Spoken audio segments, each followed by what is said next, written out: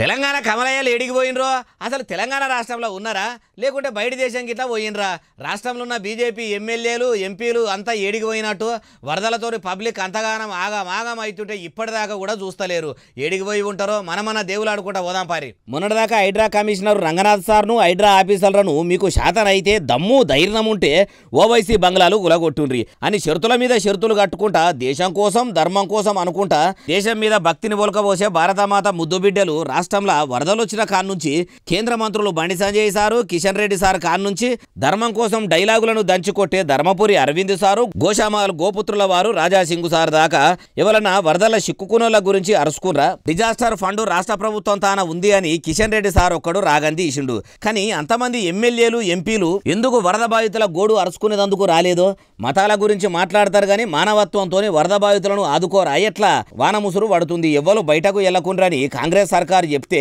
ఇంట్లోనే ఉంటురా ఇంకేడికన్నా పోయినరా లేకుంటే రాష్ట్రంలో మా బీజేపీ సర్కారు లేదు మాకేం అవసరం ఏమన్నా ఉంటే షెయి సర్కారు చూసుకుంటదానికి ఇట్లా సపోర్ట్ చేస్తలేరా అయ్యా కమలం పువ్వు పార్టీ నాయకులారా మీరు ధర్మం కోసము న్యాయం కోసము సత్యం కోసము నడిచేటోళ్ళట అసలు మీరు ఇట్లా ఆపది టైంలో ఏడికి పోయినరు సారు ఆపదలో ఉన్న ప్రజలను ఆదుకునుడే అసలైన ధర్మం అని మీరు చెప్పే ధర్మంలో కూడా ఉన్నదట మీకు మైకుల ముంగడ మాట్లాడు వస్తుంది గాని మైదానంలోకి పోయి కష్టాల్లో ఉన్న కడుపేదలను పలకరించుడు రాదా ఎట్లా మీరిట్లా ఆపది సంపదికి ముంగడ పడకుండా ఉంటే తెలంగాణలో మీ కమలం పువ్వు ఎప్పుడు ఎగురు పెడుతుంది రిక్కలు ఎప్పుడు చిక్కగా ఇప్పుకుంటది కాడ ఎప్పుడు కండ పడుతుంది అంటూరు ఈ ముచ్చటి నోళ్ళు